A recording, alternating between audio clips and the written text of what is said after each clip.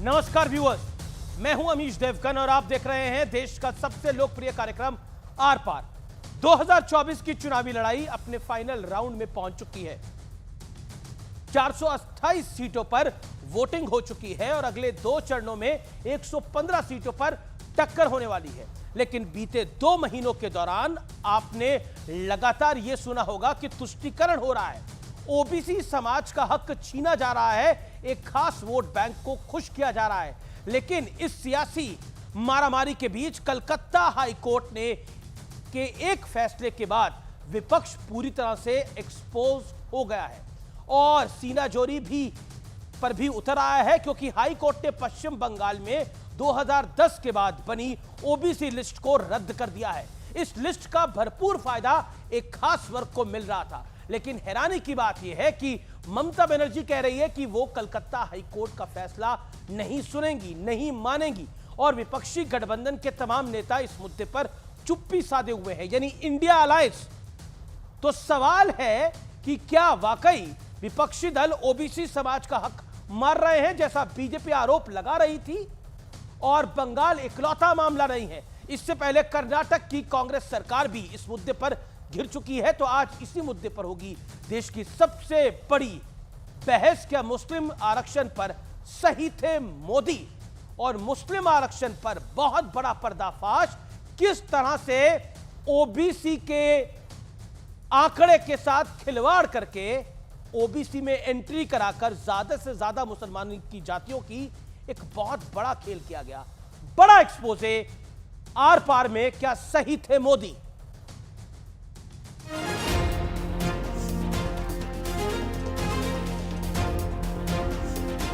पश्चिम बंगाल की सरकार ने मुसलमानों का वोट बैंक के लिए अनाप शनाप मुसलमानों को ओबीसी बनाने के सर्टिफिकेट दे दिए।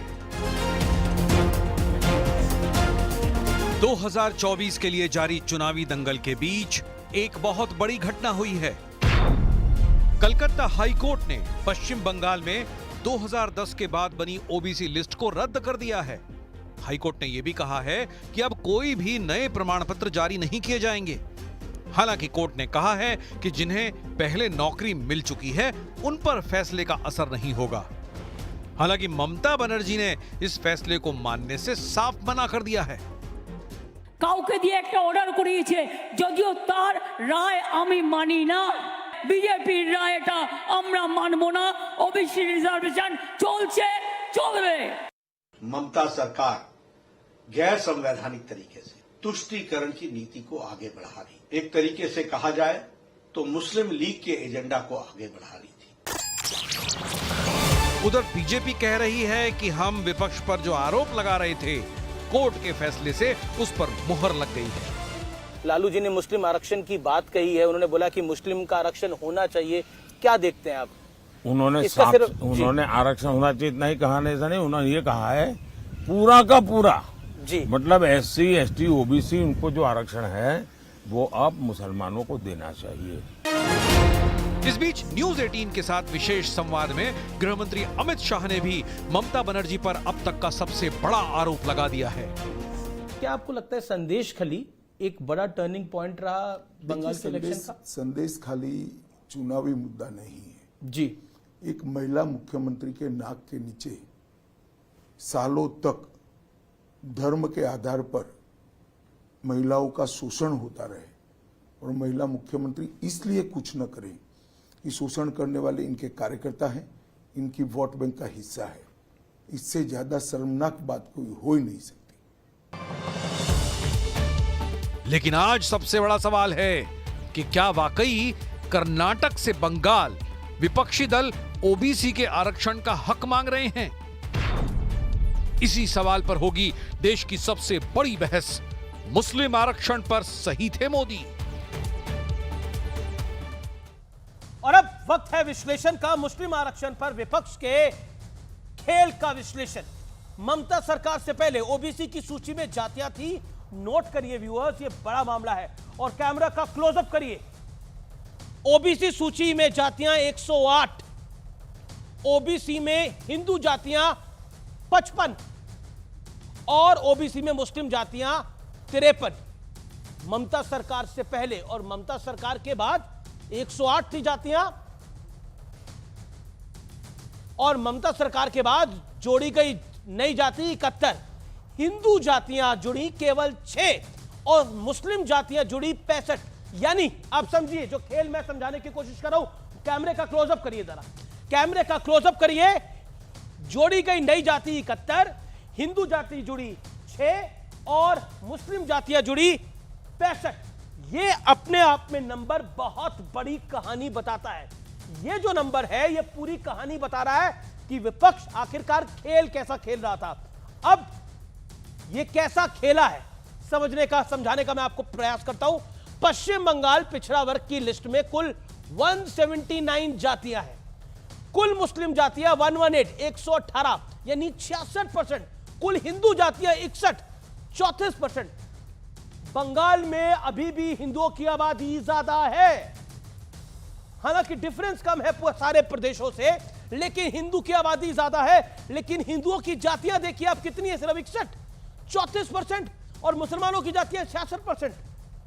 बड़ा सवाल यह है, क्या तुष्टीकरण के लिए विपक्ष ओबीसी के हक पर डाका डाल रहा है, जो बार बार बीजेपी आरोप लगा रही थी? और क्या यह जो पूरा मामला है यह अब चुनाव के बाद भी जाएगा? और क्या अगर इंडिया अलायंस की सरकार आती है, जैसा बीजेपी लगातार कह रही है, चाहे वो गृह मंत्री अमित शाह हो, प्रधानमंत्री नरेंद्र मोदी हो, डिफेंस मिनिस्टर राजनाथ सिंह हो, बीजेपी के राष्ट्रीय अध्यक्ष जगत प्रकाश नड्डा हो, तमाम बीजेपी की टॉप लीडरशिप से लेकर प्रवक्ता, सांसद तक हर व्यक्ति यही बात कह रहा है कि अगर विपक्ष की सरकार आती है तो ये ओबीसी के साथ खेल करेंगे। क्या यही वो खेल है जिसको समझाने का प्रयास प्रधानमंत्री नरेंद्र मोदी करते रहे? और उन्हें कहा जाता रहा कि आप हिंदू मुसलमान कर रहे हैं इस चुनाव के अंदर। लेकिन यह बात कलकत्ता हाईकोर्ट के इस फैसले के बाद सिद्ध हो गई है कि इस देश की एक विपक्षी सरकार, इंडिया अलायंस की बड़ी पार्टनर, ओबीसी के खेल में खेल कर रही थी। ममता सरकार के बाद क्या हुआ है, यह देश के लिए वाकई आंखें खोल देने वाला विषय है। सुधांशु त्रिवेदी बीजेपी के सांसद मेरे साथ हैं, नेता मेरे साथ हैं, डॉक्टर अजीज खान मेरे साथ हैं जो कि प्रवक्ता है समाजवादी पार्टी के, प्रोफेसर अनवर पाशा है प्रवक्ता आरजेडी के। आप तमाम लोगों का अभिनंदन है इस चर्चा के अंदर। डॉक्टर अजीज खान, आप कह रहे थे ऐसा कुछ नहीं है, लेकिन बंगाल के अंदर जो हुआ है, बंगाल के अंदर अभी भी हिंदू आबादी ज्यादा है। खेल स्पष्ट हो गया है। लालू यादव कह रहे थे मुस्लिम आरक्षण तो होना चाहिए, पूरे का पूरा होना चाहिए। मैंने प्रधानमंत्री मोदी से सवाल भी पूछा अपने साक्षात्कार में, आप कह रहे थे कुछ भी नहीं है ऐसा, लेकिन ये कलकत्ता हाईकोर्ट ने तो पता लगा दिया क्या है पूरा मामला। क्या छुपाएंगे? देखिए अमीर जी, मैं कहना चाह रहा हूं कि सत्ता को हासिल करने के लिए बीजेपी के लोग और बीजेपी के नेता आज किस हद तक जाएंगे। देखिए वो कोर्ट का फैसला है, उस पर मैं कोई टिप्पणी नहीं कर सकता। लेकिन जब हमारे देश के प्रधानमंत्री महोदय वो स्टेज पे बैठ चढ़ करके किस कदर हिंदू और मुसलमान की बात करते हैं, ये दुखद है सर। आज आप देखिए किस तरह उन्होंने हिंदू मुसलमान, सुनिए सर मेरी बात सुनिए। रही बात आरक्षण की, तो आरक्षण के हकदार जो लोग हैं उनको आरक्षण क्यों नहीं दिया जा रहा? ठीक है, आपकी बात को मैं ऊपर रखता हूं। आप कह रहे हैं नरेंद्र मोदी हिंदू मुसलमान, एक सेकंड सर, आपकी बात अजीज भाई आपकी बात को ऊपर रख रहा हूं। आपने बोला कि प्रधानमंत्री मोदी हिंदू मुसलमान कर रहे हैं। ममता सरकार से पहले ओबीसी की सूची में जातियां 108 थी और जोड़ी गई नई जातियां 71 थी, और 71 में हिंदू जातियां सिर्फ 6 जुड़ी और मुस्लिम जातियां 65 जुड़ गई, और कुल मिलाकर आज की तारीख के अंदर 179 जातियों को जो पिछड़ा वर्ग में शामिल किया गया है, उसमें 118 जातियां मुसलमानों की हैं और हिंदुओं की जातियां 61 है। आबादी हिंदू की वहां पे अभी भी ज्यादा है। इसी मॉडल पर आप काम करना चाहते हैं अगर देश में भी आपकी सरकार आएगी तो? अब अमीश भाई मुझे बोलने दे तो मैं अपनी बात रख पाऊं। ये पिछड़ों के क्या हितैषी, सर मुझे बात करने दे सर, ये पिछड़ों के हितैषी है ना। आप कह रहे हैं आज पिछड़ों की आबादी 54% है, उनको आरक्षण मिल रहा है 27%। आप देखिए दलितों की आबादी 22% है और अति पिछड़ों की आबादी आप देखिए 17.5% है। सवाल इस बात का है कि जो उनका हक मिलना चाहिए वो नहीं मिल रहा है। तो वही तो हक खाया आपने पश्चिम बंगाल के अंदर। लंबी लंबी बातें उन्हीं लोगों का हक खाकर आपने वही हक मुसलमान की जातियों को दिया और हाई कोर्ट ने स्ट्राइक डाउन करा इस फैसले को। सर तमाम यूनिवर्सिटीज में आज अपॉइंटमेंट्स हो रहे हैं, दलितों का हक मारा जा रहा है, पिछड़ों का हक मारा जा रहा है, उनके अपॉइंटमेंट्स नहीं हो रहे। लेकिन बीजेपी बड़े बड़े नारे लगा रही है। हकीकत यह है कि यह पिछड़ा विरोधी है, क्योंकि आज आप देखिए तमाम अपॉइंटमेंट पे 69,000 शिक्षकों की भर्ती हुई, केवल 4% उनको आरक्षण मिला। कौन किसका पक्षधर है ये हाईकोर्ट के फैसले में 23% आरक्षण बीजेपी ने खा लिया। ओके, मेरे साथ डॉक्टर सुधांशु त्रिवेदी हैं। डॉक्टर सुधांशु त्रिवेदी, थोड़ा लोडेड क्वेश्चन है। क्वेश्चन ये है कि अगर केंद्र सरकार की नाक के नीचे एक राज्य सरकार ये पूरा खेल करती रही तो शांति से ये मामला दबा क्यों रहा अभी तक? अमीर जी, आपने बहुत वाजिब सवाल पूछा है। वास्तविकता जानते क्या थी? मोदी जी की सरकार आने से पहले पिछड़ा वर्ग आयोग को संवैधानिक दर्जा नहीं प्राप्त था। हमने आकर उसको संवैधानिक दर्जा प्राप्त करवाया है, तब उसके पास वो संवैधानिक ताकत आई कि वो राज्यों से पूछ सके और उसके ऊपर टिप्पणी कर सके। और इस खेल को मैं और बता देना चाहता हूं। जब पिछड़ा वर्ग आयोग ने पूछा कि 71 में 65 जातियां मुसलमानों की कैसे हो गई, तो जानते हैं पश्चिम बंगाल सरकार का क्या जवाब था?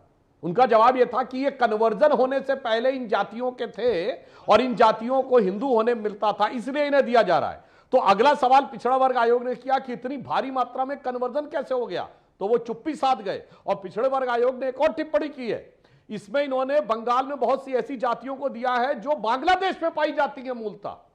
पश्चिम बंगाल में वो जातियां लगभग पाई नहीं जाती हैं। और कोई कहेगा ऐसा कैसे? जैसे मैं उदाहरण देना चाहता हूं, उत्तर प्रदेश के बैठे हुए हैं अजीत खान साहब, पूर्वांचल में जाट समुदाय नहीं पाया जाता है, पश्चिम में पाया जाता है। वैसे ही पूर्वी बंगाल और पश्चिम बंगाल में कई ऐसी जातियां हैं जो नहीं पाई जाती हैं, तो वो तक दी गई हैं। और इसलिए अगर मोदी सरकार नहीं आती तो पिछड़े के आरक्षण के ऊपर डाका तो डाल ही दिया था। और अजीज खान साहब, अभी आप बहुत बोल रहे थे, मैं तो बता दूं इस खेल में जानते क्या है? ये तो खुला खेल फर्रुखाबादी हो गया। और फर्रुखाबादी इसलिए कि फर्रुखाबाद में ही तो वोट जिहाद का नारा दिया गया है, इसलिए अब बिल्कुल खुला खेल फर्रुखाबादी। आप तो वो पार्टी है जिसने दलितों का रिजर्वेशन इन प्रमोशन कैंसिल कर दिया, समाजवादी पार्टी ने, और निरस्ती नहीं किया, तमाम हजारों लोगों को डिमोट कर दिया गया। और आज देखिए कैसे छाती ठोक ठोक क्या के कहते हैं आरक्षण की बात। अगर लालू प्रसाद यादव जी ने, अनवर पाशा साहब बैठे हैं, ये कहा कि मुसलमानों को आरक्षण मिलना चाहिए पूरे का पूरा, तो बिल्कुल सही कहा। अलीगढ़ मुस्लिम यूनिवर्सिटी और जामिया मिलिया इस्लामिया में SC ST OBC का आरक्षण हटा दिया पूरा का पूरा और मुसलमानों को दे दिया पूरा का पूरा। भारत का एक ही राज्य था जहां SC ST OBC को प्रतिनिधित्व नहीं मिलता था, वो था कश्मीर। इस प्रीटेक्स्ट पे कि वो मुस्लिम बाहुल राज्य है, तो वहां पे मुस्लिमों को दे दिया पूरा का पूरा, हटा दिया पूरा का पूरा। और जो ममता बनर्जी आज कह रही हैं, मतलब कोर्ट का निर्णय आने के बाद आपको नहीं अच्छा लगा, आप सर्वोच्च न्यायालय जा सकते हैं, कोई आपत्ति नहीं है। अरे भाई, एलानिया कह रही हैं कि मैं मुसलमानों का आरक्षण नहीं हटने दूंगी, मैं नहीं मानती नहीं मानती नहीं मानती। अजीत खान जवाब कौन कर रहा है? और अभी कर्नाटक में कांग्रेस की सरकार लाई कि हम मुसलमानों का आरक्षण देंगे, और खुलेआम संविधान इन लोगों के हाथों में खतरे में। अनवर पाशा, कि पहले तो निर्लज्जता के साथ देंगे और फिर कहेंगे हम कोर्ट का निर्णय नहीं मानते। प्रोफेसर दर्शक स्वयं तय कर सकते। प्रोफेसर अनवर पाशा, आप लोग कहते रहे मोदी तो गलत कह रहे हैं, मोदी तो गलत कह रहे हैं, ऐसा कुछ है नहीं, ऐसा कुछ है नहीं। मुस्लिम आरक्षण पर तो सही थे मोदी। बंगाल के अंदर आपने ओबीसी में ओबीसी का जायज हक काटा और उस हक को मुसलमानों को दे दिया। मतलब आबादी उधर भी हिंदुओं की ज्यादा है, लेकिन जातियां मुसलमानों की ज्यादा है जोड़ी गई जातियों के अंदर। और हाईकोर्ट को स्ट्राइक डाउन करना पड़ा यह पूरा मामला। और अब इंडिया अलायंस की मुख्यमंत्री वहां पर कह रही है मैं मानूंगी नहीं हाईकोर्ट के फैसले को। क्यों जी?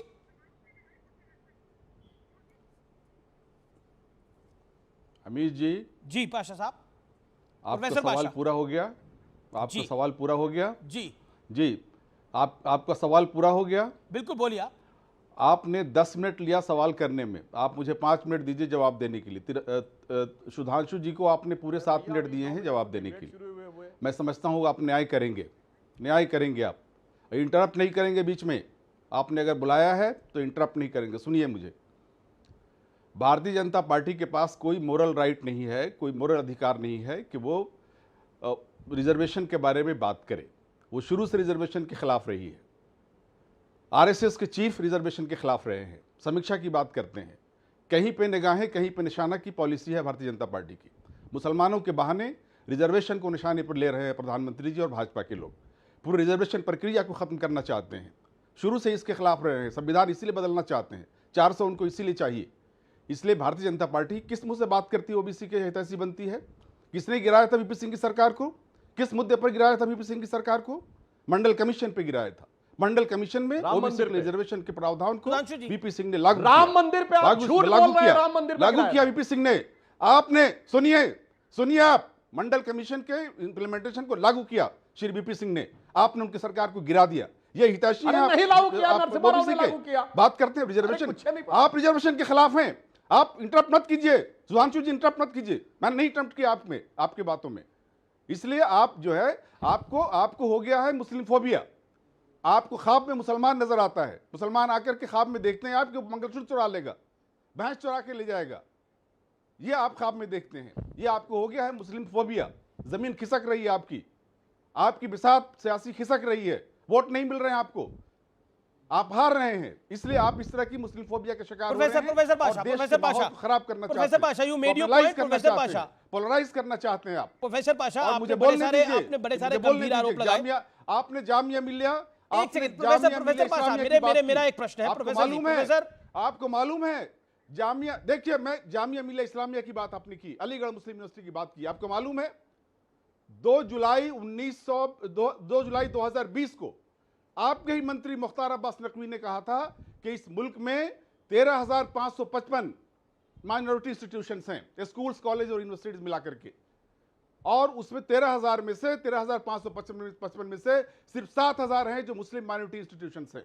बाकी सिखों के हैं, जैनियों के हैं, बुद्धिस्टों के हैं, सिख और क्रिश्चियंस के हैं। उन सब में यह प्रोविजन है, कॉन्स्टिट्यूशन में है, आर्टिकल 15 के तहत यह प्रोविजन है। आर्टिकल 15.5 में देख लीजिए कि माइनॉरिटी इंस्टीट्यूशन में कोई रिजर्वेशन नहीं होगा। बोला आपने एक नैरेटिव बिल्ड करने नहीं, अब आपको 2.5 मिनट हो गए बोलते हुए, इसलिए आपको सुनना पड़ेगा। Professor Pasha, you made your point. मैंने सुधांशु जी को भी रोका। आप प्रोफेसर पाशा, आपको मैं अब आप 40 सेकंड में जवाब दीजिएगा। प्रोफेसर पाशा, जामिया मिलिया इस्लामिया के लिए नहीं है। प्रोफेसर पाशा, सुनना पड़ेगा, प्रश्न सुनना पड़ेगा। प्रोफेसर साहब को ऑडियो डाउन करिए। प्रोफेसर साहब, आपको एक प्रश्न सुनना पड़ेगा और इसका जवाब देना पड़ेगा। आपने एक नैरेटिव बिल्डिंग करने का प्रयास करा। एक second professor Pasha, hold for a minute. Professor Pasha, आपने एक नैरेटिव बिल्ड करने का आपने करा। आपने बोला बीजेपी आरक्षण को खत्म करना चाहती है। संघ प्रमुख ने फलानी बात बोली कि वो इसके आरक्षण के खिलाफ है। लेकिन एक बात मुझे बताइए, ममता बनर्जी की सरकार ने मुसलमानों की जातियां जोड़ने के लिए हिंदुओं की ओबीसी जातियों के साथ एक कॉम्प्रोमाइज करा। इसका जीता जागता प्रमाण आपके सामने है। आप जो मन में सोच रहे हैं वो आप टेलीविजन पे बोल रहे हैं, लेकिन हाईकोर्ट ने जिस फैसले को स्ट्राइक डाउन करा है और जो स्लेटिंग फैक्ट्स हैं, जो चिल्ला चिल्ला के गवाही दे रहे हैं कि इंडिया अलायंस की एक मुख्यमंत्री मुस्लिम जातियों को जोड़ने के लिए उसने संविधान को धता बता दिया, उसके ऊपर क्या बोलेगा इंडिया अलायंस? सुनिए, क्या बचता है बोलने के लिए? सुनिए, वही हाईकोर्ट, वही बंगाल हाईकोर्ट है जहां का जज रिटायर होता है, कहता है कि मैं क्या कहना चाहते हैं? रहा हूं। बंगाल हाईकोर्ट कॉम्प्रोमाइज है? आप ये आप हैं क्या कह रहे हैं? बंगाल ये हाईकोर्ट जजेस कॉम्प्रोमाइज हैं, है? ये हाई कोर्ट के जजेस हैं। आप क्या कह रहे हैं? बंगाल हाईकोर्ट कॉम्प्रोमाइज है? रिटायरमेंट के वक्त कहता है कि मैं आरएसएस का मेंबर हूं, उसके जजमेंट की बात आप करते हैं। वो जज जो कहता है कि मैं आरएसएस का मेंबर रहा हूं, पूरी जिंदगी था मैं आरएसएस का मेंबर, रिटायरमेंट के वक्त जज कहता है पक्ष में है तो सही है, नहीं तो हाईकोर्ट गलत है। जजमेंट कैसा दिया होगा, उस जज ने कैसा जजमेंट दिया होगा, उस जज ने कितना कॉम्युनल जजमेंट दिया होगा, उसको एनालाइज कीजिए आप।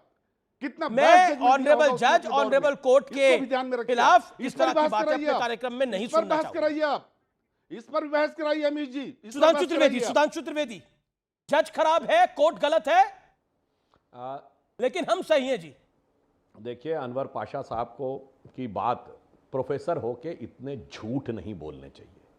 मैं याद दिलाना चाहता हूं, अजीज खान साहब, आप भी कान खोल के सुनिए। जिस बंगाल में बात हो रही है, वहां पिछड़ों को आरक्षण कितना दिया गया था? मंडल कमीशन की रिकमेंडेशन अगर सबसे अंत में किसी राज्य ने लागू की है तो वो था बंगाल। पिछड़ों को आरक्षण दिया गया 7%। अभी भाषण दे रहे हैं आके। दूसरी बात कहता हूं, आपने कहा जज की बात, तो रंगनाथ मिश्रा कमीशन की रिपोर्ट की बात कहते हैं। रंगनाथ मिश्रा कमीशन जज थे, जस्टिस रंगनाथ। उसके बाद राज्यसभा सांसद रहे कांग्रेस के, उसके बाद वो उन्होंने कमीशन की रिपोर्ट दी है। तो कहिए कांग्रेस नेता रंगनाथ मिश्रा जी की रिपोर्ट, अगर सच बोलना है। और पाशा साहब इतना खुलेआम झूठ नहीं बोलना चाहिए। मंडल डेट के साथ बोल रहा हूं, मंडल कमीशन की रिपोर्ट आई 7 अगस्त 1990। 15 अगस्त 1990 को वीपी सिंह करना चाहते थे, मगर देवीलाल की रैली थी 9 अगस्त 1990 को, इसलिए दिया गया। उस समय शरद यादव जी ने अपनी अब स्वयं लिखा है किताब में, खुद लिखा है कि मेरे कहने पे वीपी सिंह ने दिया, चूंकि देवीलाल की रैली के बाद जनता दल टूट जाता और उस समय तक देवीलाल जी की कम्युनिटी ओबीसी में नहीं आती थी, इसलिए जनता दल के अंदर लोग देवीलाल की तरफ ना जाएं, इसलिए किया, वरना कोई भी प्रधानमंत्री 15 अगस्त से 8 दिन पहले क्यों करता। और भाजपा ने उसमें समर्थन वापस नहीं लिया। क्रोनोलॉजी समझिए, अगस्त के महीने में मामला कोर्ट में स्टे हो गया, जजमेंट आया 1993 में, इंप्लीमेंट हुआ 1994 में नरसिम्हा राव के समय में, वीपी सिंह सरकार में कुछ नहीं हुआ और भाजपा ने वीपी सिंह सरकार से समर्थन वापस लिया 24 अक्टूबर 1990 की शाम को, जिस दिन समस्तीपुर में अडवाणी जी को गिरफ्तार किया गया राम मंदिर के मुद्दे पे। पाशा साहब प्रोफेसर हो कैसे खुलेआम झूठ नहीं बोलना चाहिए। मैंने डेट के साथ कोर्ट किया है, अगर डेट गलत हो चैलेंज किया था, वरना आप सुप्रीम कोर्ट के क्लियरेंस के बाद इंप्लीमेंट हुआ। पूरी बात सर, पूरी बात। अरे भाई मेरी पूरी बात तो सुनो मेरे भाई, अभी सुनो। मंडल कमीशन को आपने सुप्रीम कोर्ट में चैलेंज किया था। अरे सुनो मेरे भाई, अभी भाजपा ने मंडल कमीशन को सुप्रीम कोर्ट में चैलेंज किया था। उस चैलेंज के कारण मेरे भाई कोर्ट ने जब उस पर जजमेंट 6 दिया, दिसंबर तब वो 1990 जाकर इंप्लीमेंट हुआ। राजीव गांधी ने फ्लोर ऑफ द हाउस पे भारत की पार्लियामेंट में मंडल कमीशन का विरोध करते हुए लंबा सा लेक्चर दिया और उन्होंने कहा कि मंडल कमीशन अंग्रेजों के जमाने के कम्युनल अवार्ड की तरह है। झूठ है, जैसे अंग्रेज हमको विभाजित करने के लिए राम से सब झूठ है, कम्युनल अवार्ड लाए झूठ थे, बोलने उसकी का तरह। और राजीव गांधी का फेमस बयान है, डेट के साथ कोट कर रहा हूं, आपकी तरह आए बाय साय नहीं बोलता, 6 दिसंबर 1990। और राजीव गांधी ने कहा हम तो जात पात में विश्वास कौन गया था सुप्रीम कोर्ट? तो मंडल कमीशन को चैलेंज करने के लिए कौन सुप्रीम कोर्ट 10 साल तक मंडल की रिकमेंडेशन लागू नहीं होने दी, 1980 से लेकर 89 तक। काका कालेंद्र कमेटी की रिपोर्ट आई करने वाले आप ही लोग थे, और वो 22 साल लागू नहीं हुई नेहरू जी के जमाने में। और सुनिए कान खोल के, अभी मेरी बात सुन पूरी होने दीजिए। 1957 में नेहरू जी ने सारे मुख्यमंत्रियों को पत्र लिखा कि वो सर्विसेज में रिजर्वेशन के खिलाफ है क्योंकि इससे क्वालिटी कंप्रोमाइज होती है। क्या बात करते हैं पाशा साहब, प्रोफेसर होके खुलेआम झूठ बोलते हैं आप। मैंने 1 दर्जन फैक्ट बता दिया है। Sudhanshu ji, you made your point. Sudhanshu ji, it's been 2 minutes. Okay Anwar Pasha, आपका 1 मिनट है, अपनी बात को 1 मिनट में समापन करिए। Make your point professor Pasha. अभी सुधांशु जी को झूठ बोलने का एक अधिकार सुधांशु जी को सिर्फ है, देश को गुमराह करने का अधिकार सुधांशु जी को है। वो ये नहीं बताएंगे कि जब मंडल कमीशन को इंप्लीमेंट किया वीपी सिंह ने, उनकी सरकार गिरा दी और ये मंडल कमीशन को चैलेंज किया सुप्रीम कोर्ट में जाकर के भाजपा के लोगों ने, इसलिए सुप्रीम कोर्ट के ऑर्डर के आने तक देरी हुई इंप्लीमेंट करने में। वीपी सिंह नहीं इंप्लीमेंट कर पाए उसको, लेकिन पास किया उस ऑर्डर को। और उसके बाद, और इसीलिए ये बाद में नरसिम्हा राव की सरकार के जमाने में जब सुप्रीम कोर्ट का वर्डिक्ट आ गया फेवर में, तब जाकर के इंप्लीमेंट हुआ नरसिम्हा राव जी की सरकार के जमाने में। ये झूठ बोलते हैं, लोगों को गुमराह करते हैं। आरक्षण के खिलाफ आप जरा अपने मोहन भागवत जी का बयान को सुन लीजिए। मोहन भागवत जी का बयान जरा पढ़ के सुनाइए। बार बार वो कहते रहे हैं कि समीक्षा होनी चाहिए आरक्षण, नई बात बोलिए। आरक्षण की समीक्षा क्या मतलब रखता है? आरक्षण आपको पसंद नहीं है, आप उस संविधान के बनाने वालों में शामिल नहीं थे, इसलिए संविधान को आप बर्दाश्त नहीं करते, बदलना चाहते हैं उसको संविधान को। और आपको यह भी मालूम होगा, लेकिन जिन्होंने संविधान बनाया बाबा साहब भीमराव अंबेडकर, वो भी संविधान के वो भी आरक्षण के खिलाफ थे। मुस्लिम आरक्षण के पक्ष में वो भी नहीं थे। आप इसको मुस्लिम आरक्षण के पक्ष में वो भी नहीं थे। इसको झुठला नहीं सकते। कमीशन बनाया था बाज़ाब्ता, धार्मिक आरक्षण के पक्ष में वो भी नहीं थे। बिहारी वाजपेयी जी ने अपने जमाने में वो भी धार्मिक आरक्षण के पक्ष में नहीं थे अम्बेडकर साहब। अब मुझे विवेक जी को लेने दीजिए चर्चा के अंदर। एक सेकंड सुधांशु 1 सेकंड। देखिए, इट इज 3 versus 1।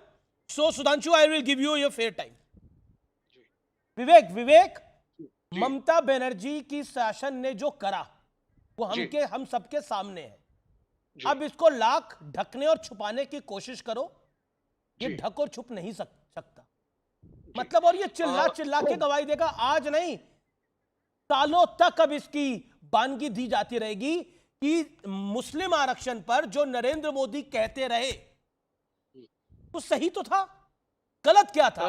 ये जो बंगाल मॉडल है, इस बंगाल मॉडल के अंदर सोचिए, नई जो जातियां जोड़ी गई ममता बनर्जी की सरकार आने के बाद वो 71 थी, और हिंदू जातियां जोड़ी गई सिर्फ 6। पॉपुलेशन हिंदुओं की ज्यादा है, पॉइंट नंबर 2, और मुस्लिम जातियां जोड़ी गई 65। मतलब इससे ज्यादा कुछ हो सकता है क्या? मतलब पहला हक नहीं, सिर्फ सब कुछ तुम्हारा। देखिए, आज जो जजमेंट आया है अमीश, उसको अभी तक ना सुधांशु जी ने उसके बारे में कुछ बोला, और सभी लोग जो डिस्कशंस कर रहे हैं वो जजमेंट के बारे में कर ही नहीं रहे हैं। लेट अस ट्राई टू सी कि कोर्ट ने आज कहा क्या है, और हमें अपने जजेस और अपने कोर्ट का एक रिस्पेक्ट करना चाहिए, जिससे कंटेम्प्ट ऑफ कोर्ट ना हो हमारी डिबेट्स में। देखिए, सीधी सी बात ये है, डिबेट के अंदर प्रोफेसर अनवर पाशा ने बोला कि जजेस आरएसएस के साथ जुड़े हुए हैं। मतलब question high court, honourable high court, honourable जज। देखिए, कई बार जजमेंट्स हमारे अनुकूल या हमारी लाइकिंग की नहीं होती हैं, हाउएवर हमें कॉन्स्टिट्यूशन को फॉलो करना है, और whatever the court say that is finalised. That's the first part. दूसरी बात ये, देखिए, आज ही के जजमेंट को अगर डिटेल में आप पढ़ेंगे तो उसमें बहुत कुछ कोटेड था। अगर आप पक्ष और विपक्ष दोनों का जो डिस्कशन वहां पे चला, दोनों तरफ से जो दलीलें हुई हैं, और अभी कालेकर रिपोर्ट का एक मेंशन भी करा सुधांशु त्रिवेदी जी ने, तो मैं उसी से शुरू करता हूं। कालेकर रिपोर्ट और मंडल कमीशन दोनों के अंदर मराठा कम्युनिटी को आरक्षण नहीं था, और कहा गया साहब इनको ओबीसी के अंदर लिस्ट में ना डाला जाए। लेकिन बाद में जब गायकवाड़ कमीशन आया तो उसने बोला no, Marathas need to be included, और 16% रिजर्वेशन दिया गया, जो कि 50% रिजर्वेशन से ज्यादा था, जिसको बाद में सुप्रीम कोर्ट ने, जैसे आज कोर्ट का फैसला आया है, उसको बोला कि यह गलत है, टेक इट बैक। दूसरा एग्जांपल मैं आपको देता हूं, जाट आरक्षण के ऊपर। नहीं, दोनों वो दोनों मामले अलग थे। मैं इसलिए बोलता हूं, देखो Vivek ji, you are a seasoned politician, और आप पुराने नेता हैं, खाटी नेता हैं, और मैं आपका सम्मान करता हूं। आप इन अ वे, आप दोनों को, जो दो चीजों को पैरेलल ड्रॉ करने की कोशिश कर रहे हैं, वो दो चीजें पैरेलल नहीं है, point number 1। And why I am saying this, मैं अपने व्यूअर को अपनी बात जस्टिफाई करूंगा, मेरी बात पे यकीन मत करिए, मैं अपनी बात को जस्टिफाई करूंगा विवेक जी आपके सामने, और ऐसे करूंगा कि ऐसा नहीं था कि महाराष्ट्र के अंदर बोला गया हो कि हम हिंदुओं को ज्यादा देंगे और मुस्लिम जातियों को शामिल करेंगे, ऐसा नहीं था महाराष्ट्र के अंदर। वहां एक तबके की बात, वहां पर मराठा की बात थी, जैसे राजस्थान में जाट और मीना की बात है। पॉइंट नंबर 2, पॉइंट नंबर 3, लेकिन हुआ क्या है, यहां तो ओबीसी का आरक्षण कम करके उसको मुसलमानों को दे दिया गया है। नहीं, देखिए, अब एक मिनट मुझे थोड़ा सा बोलने दीजिए। पहली चीज तो देखिए ये है कि मैंने आपको एक एग्जांपल दिया मराठा का, दूसरा एग्जांपल और दे देता हूं राजस्थान के जाट्स का। 2 डिस्ट्रिक्ट को छोड़ करके पहले दे दिया। आप हाँ सुन तो लीजिए, राजस्थान के अंदर कहा गया साहब जाटों को आरक्षण दीजिए, बाद में उसको 9 राज्यों में दिया गया, फिर कोशिश करी गई कि पूरे हिंदुस्तान में दिया जाए, जिसको रिजेक्ट किया गया। तो ये जो कम्युनिटीज के आरक्षण की रिजेक्शन की पॉलिसी है वेरियस कमीशंस की और कोर्ट्स की, ये नई बात नहीं है। और आज जो रिजेक्शन किया है कोर्ट ने, उसके ग्राउंड्स क्या है, मैं बता देता हूं ग्राउंड्स क्या है। Number 1, minutes of meetings are not available by the commission. दूसरा, अगर हम सुधांशु देखिए, मेरे साथ तौसीफ भी आ गए, it is 4 versus 1। Okay, Sudhanshu Trivedi reply to this, वो कह रहे हैं मराठाओं को भी ऐसे दिया गया, जाटों को भी ऐसे दिया गया, लेकिन मेरी नजर में दोनों अलग केसेस हैं। यहां पर ओबीसी के वर्ग में मुस्लिम्स को, उसकी आड़ में मुस्लिम को आरक्षण दिया गया है, ओबीसी का आरक्षण कम करके। देखिए, एक बात मैं कहना चाहूँगा, जो विवेक साहब पहले ड्रॉ करने की कोशिश कर रहे हैं, एक फंडामेंटल अंतर है। एक धार्मिक पक्ष है, एक नैतिक पक्ष है, और संवैधानिक पक्ष है। मैं धार्मिक पक्ष पे पूछना चाहता हूँ कि मुस्लिम समाज तो कहता हम तो समानता के मजहब हैं, हमारे यहाँ तो सब बराबर, हम तो एक थाली में खाते हैं, हमारे यहाँ ऊंचा नीचा कोई है नहीं, तो ये जातियाँ कहाँ से आ गई? तो ये जातियाँ कहाँ से आ गई? ये ऊंची जात और नीची जात मुसलमानों में होती है, पहले कहलवा दीजिए किसी मुल्ला, मौलवी, मुफ्ती, मुकर्रम बारी से, पहले ये कहिए कि हमारे यहाँ ऊंच नीच है, तब आप मानिए। अब दूसरा नैतिक सवाल कहता हूं, दुनिया में इकलौता उदाहरण होगा कि जो कम्युनिटी एलानिया कहे, अरे भाई आप बीच मत बोलिए, देखिए दुनिया में इकलौता उदाहरण होगा जो कम्युनिटी छाती ठोक के कहे कि हमने 800 साल इस मुल्क पे हुकूमत की है, वो कहते आज हम इतने गरीब हो गए कि हमें रिजर्वेशन चाहिए। अरे साहब, आप कोई SC ST की तरह नहीं थे कि आप शताब्दियों से उस परिस्थिति में पड़े हुए थे। आप तो कोई निजामुल मुल्क था, कोई सुल्तान आलम था, कोई हुजूर नवाब था, तो कोई बादशाह आलमगीर था, कोई पातशाह गाजी जिंदा पीर था, और आज वो कहते हम सब मजलूम हो गए। तो एक लाइन जो मैं कह चुका हूं दोबारा कहना चाहता हूं, इनके लिए तो आप खुद सोचिए कि जो हुक्मरान वक्त थे वो आज मजलूम हो गए क्योंकि सेक्युलरिज्म के जाल में ऐसे फंसे कि उलझलूल हो गए। अब संवैधानिक उत्तर देता हूं। बाबा साहब अंबेडकर ने संविधान बनाते समय बहुत स्पष्ट कहा कि भारत के संविधान में धार्मिक आधार पर आरक्षण नहीं होगा। और मैं करोड़ों दर्शकों से कहता हूं, जाके चेक करिए संविधान सभा की डिबेट 28 अगस्त 1947 को मुस्लिम लीग के सदस्य, ये वही मुस्लिम लीग जिसके साथ इनका गठबंधन है, उन्होंने कहा कि मुसलमानों के लिए अलग पहचान, अलग स्थान और अलग निर्वाचन क्षेत्र चाहिए, जिसके ऊपर सरदार पटेल ने बड़े तल्ख लहजे में बोला। और यह सरदार पटेल ने 3 जनवरी 1948 को कलकत्ता में भी बोला, और ये मैं रिपीट कर रहा हूं, सरदार पटेल के वर्ड हैं। भारत के ज्यादातर मुसलमानों ने पाकिस्तान बनने के लिए वोट दिया था। मैं नहीं मानता कि एक दिन में तुम्हारा दिल बदल गया, मगर अब जो हो गया सो हो गया। अब अलग स्थान, अलग चुनाव, अलग पहचान की बात मत करो। अब यह कहो कि देश के साथ मिलकर कैसे चलना चाहते हो। इसलिए वो रिजेक्ट किया गया। जो मोदी जी ने कहा है वो बाबा साहब अंबेडकर के संविधान में रिजेक्टेड था, वो सरदार पटेल ने कहा था वो था, मगर उसके बाद जो ममता बनर्जी जी ने किया है, जो मनमोहन सिंह ने किया है, ये बाबा साहब के संविधान के अंदर सेंध लगाकर SC ST OBC का आरक्षण का हक मारने का प्रयास था। और फिर मैं एक और बात कह दूं, एक लाइन और, ये भाई कहते राहुल गांधी जिसकी जितनी संख्या भारी उसकी उतनी भागीदारी। मेरे बताओ ना भैया, किसकी संख्या भारी, किसकी भागीदारी, किसने किसकी भांजी मारी? ओके, मैं तौसीफ आपका रुख करता हूं। तौसीफ, मुस्लिम आरक्षण पर प्रधानमंत्री नरेंद्र मोदी जो कह रहे थे वो तो बिल्कुल सच निकला। बंगाल के अंदर तो OBC का आरक्षण काट के, हिंदू OBC का आरक्षण काट के, मुसलमान में OBC की कैटेगरी क्रिएट करके उनको आरक्षण दिया जा रहा है, और जोड़ी गई नई जातियां 71 और हिंदू जातियां जुड़ी सिर्फ 6 और मुस्लिम जातियां जुड़ी 65। देखिए अमीश जी, मतलब खुल्ला लूटा जा रहा है। मोदी जी का एक इंटरव्यू है, नहीं अमीश जी, नरेंद्र मोदी जी का इंटरव्यू है ANI को, जिसमें वो कह रहे हैं कि भाई उन्होंने जब गुजरात में थे वो, तो उन्होंने OBC कैटेगरी में मुस्लिम कम्युनिटीज़, मुस्लिम ग्रुप्स को डाला।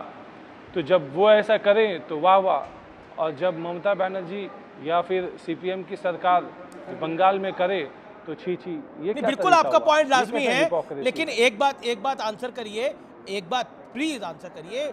OBC में आप मुस्लिम जातियों को जोड़िए, कोई उसको डिनाई नहीं करता, अगर किसी का हक है तो मिले, लेकिन 71 में से 65 out of 71 65। Answer this, do you think this is fair? तो 70 ग्रुप तो गुजरात में जोड़ दिए गए, इसमें क्या बात हो गई? और गुजरात से बहुत ज्यादा यहाँ नहीं आबादी है, आप तो खुद ही कहते हैं। जोड़ी गई नई जातियों में 71 जातियों में 65 मुस्लिम जातियां जुड़ी हैं। नहीं, यहाँ पे मुस्लिम पॉपुलेशन जो है वो 30% है, आप कहते हैं। क्या आपको लगता है ये जायज है? क्या आपको लगता है ये इंसाफ है? और इंडिया अलायंस की अगर सरकार आएगी केंद्र के अंदर तो यही इंसाफ करेंगे आप देश के साथ? मैथमेटिक्स है, नहीं सीधी मैथमेटिक्स है। जिस स्टेट में मुस्लिम की आबादी जो है वो 10% है, वहाँ पे उनका इंक्लूजन कम होगा। बंगाल में मुस्लिम की आबादी आप ही कहते हैं कि 30% है, हाँ, 30% तो यहाँ पे है तो ज्यादा होगा ना। बाकी 70% कौन है? प्रिंसिपल मैथमेटिक्स, बाकी 70% कौन है? तो उसी के आधार पे आ जाते हैं। वेरी गुड पॉइंट तौसीफ भाई, वेरी गुड पॉइंट। आपकी इंटेलिजेंस बहुत अच्छी है, वेरी गुड पॉइंट। आपने बिल्कुल सही बात बोली। आपने बोला कि भाई 10% होगा तो उतना होगा, 20 होगा तो उतना होगा। आपने बोला और 30% है, 32% मान लेते हैं जी। मुसलमान बंगाल में 32% है, बाकी 80% कौन है? हिंदू की परसेंटेज क्या है? 64 तो होगी नहीं है, 64% तो होगा हिंदू, 63% तो होगा। सुनिए पूरी बात सुनिए, उस 63% में से और टोटल 180 जातियों में से, टू बी प्रिसाइज 179 जातियों में से 118 मुस्लिम जातियां यानी 66%, और हिंदू जातियां जुड़ी 61% यानी 34%। अगर जनसंख्या के हिसाब से भी तौसीफ जी देख लेंगे तो फिर गलत आंकड़ा दे रहे हैं। मैं गलत आंकड़ा नहीं दे रहा, सही आंकड़ा दे रहा हूं, गलत आंकड़ा दे रहे हैं। जिसकी वजह से हाई कोर्ट ने स्ट्राइक डाउन करा। नहीं, my facts and figures are sacrosanct, और मैं इसके लिए I can vouch for it. OBC में अच्छा, अगर आपका हो गया मैं उत्तर दे दूं। ओबीसी कैटेगरी में आपने देख लिया, एससी और एसटी कैटेगरी में एक भी मुस्लिम नहीं है। एससी एसटी कैटेगरी में कौन है? आप एससी एसटी कैटेगरी को साथ में ओबीसी में जो हिंदू उनको साथ जोड़ करके देखिए, वही मेजॉरिटी में है। आप क्या बात कर रहे हैं? मैं तो ओबीसी की बात कर रहा हूं। बात करते अच्छा हैं अच्छा, अगर बीजेपी की कही हुई बातों को आप ना जाइए। अगर इतना फेयर था तो हाई कोर्ट ने स्ट्राइक डाउन क्यों किया? अगर ये आइडिया ऑफ मुस्लिम आरक्षण इतना फेयर था, एक सेकंड आप ओबीसी तौसीफ जी, अगर ये इतना फेयर था तो ऑनरेबल हाई कोर्ट ने स्ट्राइक डाउन क्यों किया? तीनों कैटेगरी होता है रिजर्वेशन का। अगर ये इतना फेयर था तो हाई कोर्ट ने स्ट्राइक डाउन क्यों किया? ST, schedule caste, schedule tribe और अदर बैकवर्ड क्लास, 3 कैटेगरी है रिजर्वेशन का। तो जब मैं आपसे पूछ रहा हूं, अगर ये फैसला अगर ओबीसी की कैटेगरी उसके आधार पे भी आप कर ले, 0 मुस्लिम, उसके आधार पे भी आप कर ले, में ही कुछ मुस्लिम को उसके आधार पे भी आप कर रहे हैं तो मामला गड़बड़ है। अगर इतना मामला सही था, फेयर था, तो हाई कोर्ट ने स्ट्राइक डाउन क्यों किया? 10 सेकंड में जवाब। हाई कोर्ट ने एससी एसटी को कंसिडर ही नहीं किया। हाई कोर्ट ने सिर्फ इस बात पे हाई कोर्ट गई कि भाई आपका मैं भी तो ओबीसी की बात कर रहा हूं, सिलेक्शन क्राइटेरिया है वो गलत है। तो वो उनका कहना है कि 93 के लॉ के अकॉर्डिंगली होना चाहिए।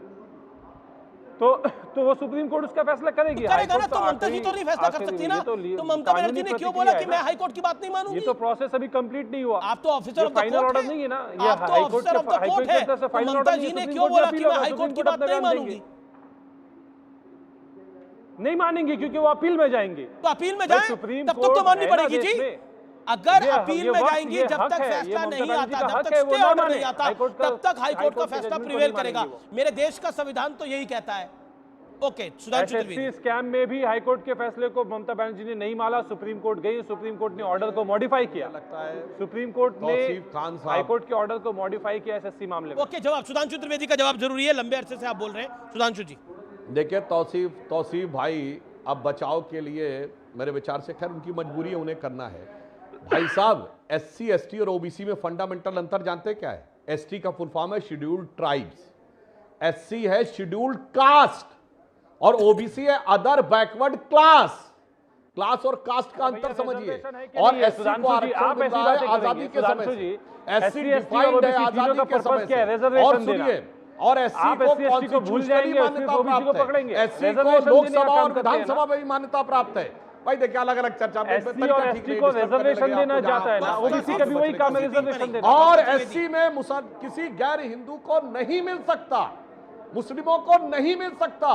यह संविधान सभा के समय स्पष्ट हो गया, क्योंकि वो हिंदू समाज की जाति व्यवस्था के सीधे प्रभाव का क्षेत्र है। अगर आप नहीं तो आप कहिए कि जो हिंदू समाज में ऋग्वेद के दशम मंडल के पुरुष सूत्र में 4 जातियों का उल्लेख है, उससे आप अपने को जुड़ा मानते हैं? बोलिए हां या ना, तब हम मान लें कि आप एससी की बात कर रहे हैं। बड़ा बढ़िया भैया। वैसे तो हम कहेंगे कि साहब हम तो वो हैं, हम तो साहब बिल्कुल पक्के ईमान वाले हैं और वो काफिर हैं, मगर मुझे काफिरों वाला वो चाहिए, एससी भी चाहिए, ताकि मुझे उसका फायदा मिल जाए। और दूसरा मैं आपसे ये भी कहना चाहता हूं मान्यवर, जब आप इस प्रकार की बात करते हैं तो पुनः याद कर लीजिए, संविधान सभा में यह विषय को हमेशा के लिए बहुत अच्छे तरीके से सॉल्व कर दिया गया था। और ओबीसी का जो विषय की आप बात करते हैं, आजादी के समय ओबीसी जैसा कोई विषय ही नहीं था, ओबीसी वर्ड ही नहीं था। 53 में पहली बार एक कॉन्सेप्ट आया, 60 के दशक के अंत में आया। भारत सरकार की टर्मिनोलॉजी में 7 अगस्त 1990 से पहले ओबीसी ऐसा वर्ड ही नहीं था, एससी हमेशा से। और ये क्यों हो रहा है अमीश जी? मैं देश के सारी करोड़ों जनता से कहना चाहता हूं और ओबीसी भाइयों से कहना चाहता हूं, ये जानते हो क्यों हो रहा है? कि मुस्लिम तो 27-28% एक है, क्योंकि मुस्लिमों का एक नेता होता है, ओबीसी का एक कोई नेता नहीं होता। आज बताओ, भारत में कोई पिछड़ों का नेता है? लालू यादव जी पिछड़ों के नेता नहीं, सिर्फ यादवों के नेता हैं, और सिर्फ बिहार में। मुलायम सिंह यादव जी सिर्फ यादवों के स्वघोषित नेता हैं, तो भी नहीं मानता कि वो ये नेता है, वो भी सिर्फ उत्तर प्रदेश में। इसीलिए लालू यादव जी नीतीश कुमार को बर्दाश्त नहीं कर पाए, उनकी जाति को। वो रामविलास पासवान जी अलग हुए, उनको बर्दाश्त नहीं कर पाए। वो मुसहर जाति के जीतन राम मांझी जी को बर्दाश्त नहीं कर पाए। उपेंद्र कुशवाहा जी है जो हमारे उप मुख्यमंत्री सम्राट चौधरी जी को नहीं बर्दाश्त कर पाए। ठीक है, जवाब जाति का नेता और कोई जाति हिंदू समाज में 20% नहीं है। मुस्लिमों का एक ही नेता असम में बदरुद्दीन अजमल है, पश्चिम बंगाल में पीरजादा अब्बास सिद्दीकी है, हैदराबाद में असदुद्दीन ओवैसी है।